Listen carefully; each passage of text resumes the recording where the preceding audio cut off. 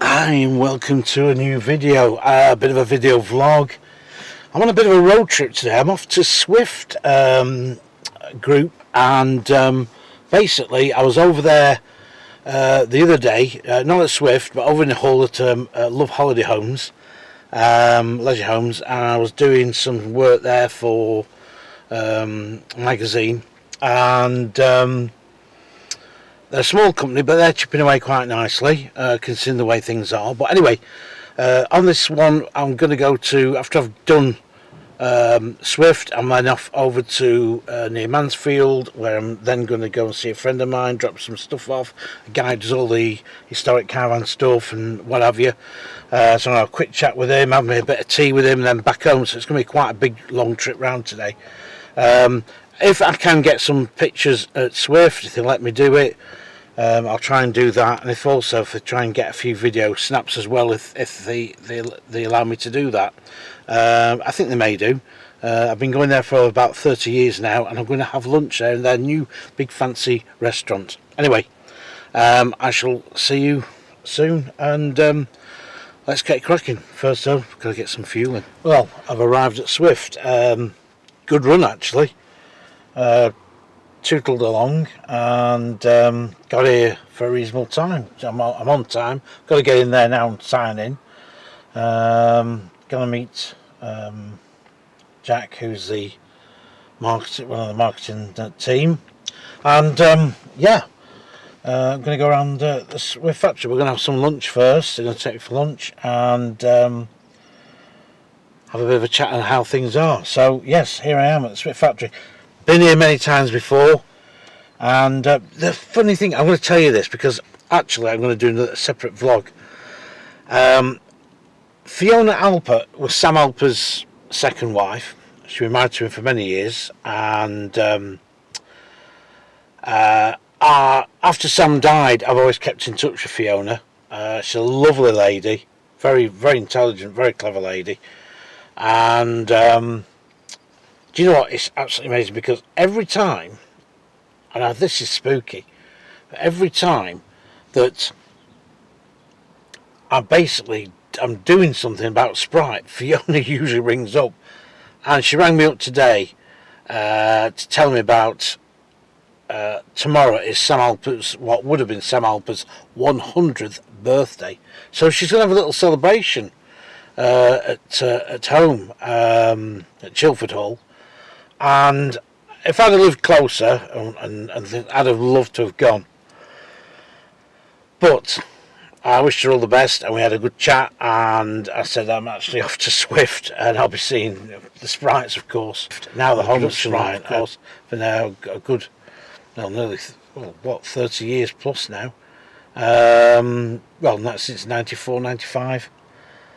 And the owners, and here we go. So I'm going to go in there and have my lunch, go and see Jack, and I'm going to have a bit of a chinwag and see how we get on. Looks pretty quiet here today. There looks to be a lot of cars. Sometimes I come to this car park and it really is absolutely packed out. But I'm going to go and sign in and get going, and see you shortly. Well, here I am at Swiss factory. You saw me before, and I'm going to go round with Jack, who's been very kindly giving me his time for this afternoon. He took me for lunch in the Swift Hub, which you see the pictures of on the outside anyway. I didn't take any on the inside because people are having the lunches. But it's fantastic. You can't call it a canteen. It's like a modern restaurant, which it is, and the food was bang on as well. So he's going to take me around the factory, and what I'm going to do is I'm going to take snapshots. I'm also going to take video clips as well, and it's just going to give you a general picture of what happens here at Swift, really. I've been coming here for about 30 years now, so I've seen a lot of changes in the factory in that time. But I thought it was very befitting that I'm since it's Swift's 60th anniversary, we should be in front of an original Swift 10, which was a couple £100 when it was new, back in late 64 for the 1965 season. So Ken Smith, Peter Smith, Ken Smith was the founder of the company. Peter took over the son, along with his mother, Joan, and basically under Peter's expertise and sheer determination and hard work, and having a flair for design, what the market wanted, has made Swift into a massive company in the UK, the biggest leisure vehicle manufacturer in the UK, covering camper vans and also obviously tourers and holiday homes and lodges. And who knows what else we may see. I'd like them to start producing a pop top, a bit like an Ariba, a Swift version. That'd be good. Anyway, I'm going to go around the factory. I hope you enjoy the factory tour. I'm not going to be going around saying this is where the project put this together and all that. I'm not going to do that. It's going to be like basically a vox pops of around, so with music. So we're going to cut out all the drills and knockings and shoutings and everybody. We're just going to do that, and then we'll round the video up. So yes, I think Jack is around and asking me to go now and take me around and have a good look at the vans, because I really love coming around factories, and especially coming around Swifts. Right, I'll see you in a bit.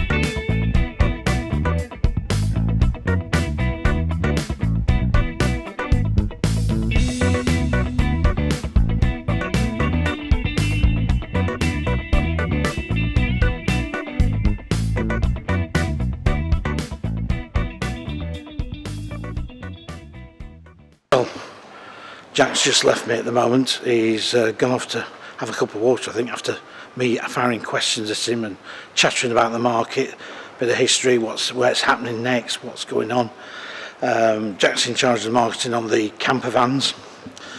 He's really enjoying his role there, and I met Jack a few years ago, and he's really an interesting lad, and a hard worker, and he loves this industry. I thought it was a good thing that, you know, I come here, it's Swift's 60th anniversary, and a lot of these pictures I actually put together for Swift for their 50th, and yeah, they've used it for the 60th as well, which is fine. But I had to come over here and have a quick look at the old Taurus, the old 1938 Eccles Senator here, that I saw in its very rough state when it was started to be restored. That must be now 20 years ago. And I remember Peter Smith saying, come and have a look. And it was all in, all the chassis was being shot blasted and everything, and it was all being stripped out and redone.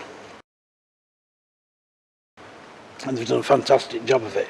Now you might have seen this at the show, you might have seen this at some of the shows. It has been at some of the NEC shows. Excuse me, I'd like to see it back again at one of the shows. And of course they've got the Swift 10, as I said about the first end of the video. And it's just good that one of these has survived and Swift have got it. Last time I saw an old original Swift would have been probably about 1991, I think it was. That was out not far from Hereford, and that was the I think they called it the Vulcan then, and that was like a 14-foot. So this is Swift 10, and again, one day I want to come back and do a video on these three vans and give you a bit of a history tour. But again, this has appeared at the show. I've also done lots of photography of this. I did a photograph for Practical Caravan. We did on Swift's, I think it was their 50th, yeah, I think it would have been the 50th. We did a giveaway in Practical Caravan of a Swift calendar, because I used to do calendars as well, classic Caravan calendars. Some of you may know, may not know, but anyway, did them for about 10 years. And I did one with Practical Caravan on all images of Swift. Anyway, so that's that. And this 1948 Safari Minor. Safari was an independent company, started up in the late 40s at Keynes Cross near Stroud, and basically started producing upper market caravans. By the 60s they were quite well known, they had a distinctive shape. This, the Minor, they introduced in 1948, they also introduced this back again I think about 1952, and made them again. And then after that, in 1968, Safari was bought by Cassalt Group, and Cassalt were then making Abbey caravans, which were originally called Humber caravans, but because of the Humber name of Humber cars, they had to change it to Abbey caravans. And Cassalt bought Safari, kept them still at the old original factory, and Abbeys were made up at Covermore Road at Grimsby. And basically over the years, the Safari range had a good loyal following. By the early 80s they dropped the old traditional shape, which was starting to look very dated, brought out a new more modern shape and gave it lots of extras, lots of kit on it, but it just didn't have that same pull as the original Safaris, and they dropped it. And I think then they used the Safari badge on like an upgraded Abbey pipe of all things, for a very short while. In the early 80s, and then it became a dealer special for Stuart Longton Caravans at Chorley. And then of course Cassalt got out of caravans, they sold it to Swift Group, and Cassalt had bought this Safari Minor some years ago in I think the late 70s, early 80s, and basically they kept it and showed it at one of the NEC shows, I believe. I think it was about 83 they showed that. I was a year or two before I started going to the NEC show. But anyway, cut long story short, they inherited that from Abbey, and then when an Abbey was dropped eventually, sadly in 2009, they kept the Safari what do you call it here, this whole van as part of the little collection of 3 vans they've got. I'd love to see Swift add a few more of their Swift vans, because there has been 1 or 2 nice ones turned up from the 70s, and it would be nice to see one of those in here as well. So yes, I've enjoyed my day here. I've enjoyed Jack taking me around. It's been fantastic. I've seen some of the people. Everyone's been friendly at the factory towards me. They've been very just great. But then again, that's how I always sort of expect it when I come here.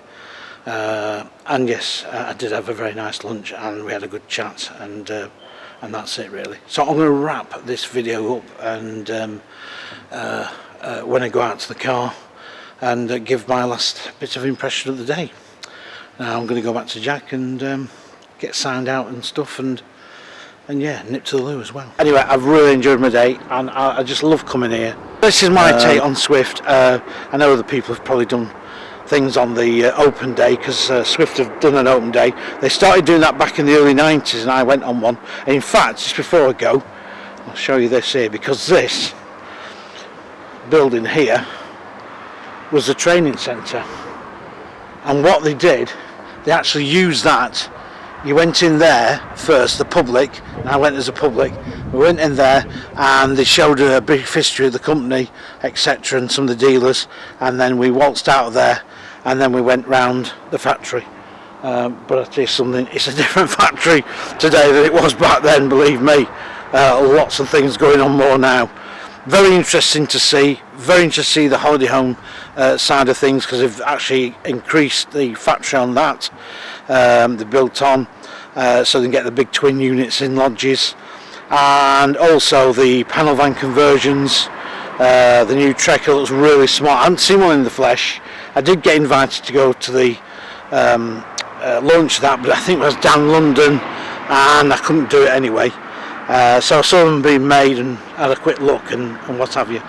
So it's been brilliant, and I just, and all the workforce is just dead friendly, all dead friendly towards you, and especially when you get talking to them, and you get interested in what they're doing and how long they've been at Swift. I was talking to a guy, and he'd done 28 years there. It was good to talk to him. He's telling me about some of the things he'd done at the company and how he'd started off and things. That's enough for me. Thanks again for Jack and Joe, who have made the visit possible, and I'll be back again hopefully the next couple of months, and maybe having a look at what's new for 2025.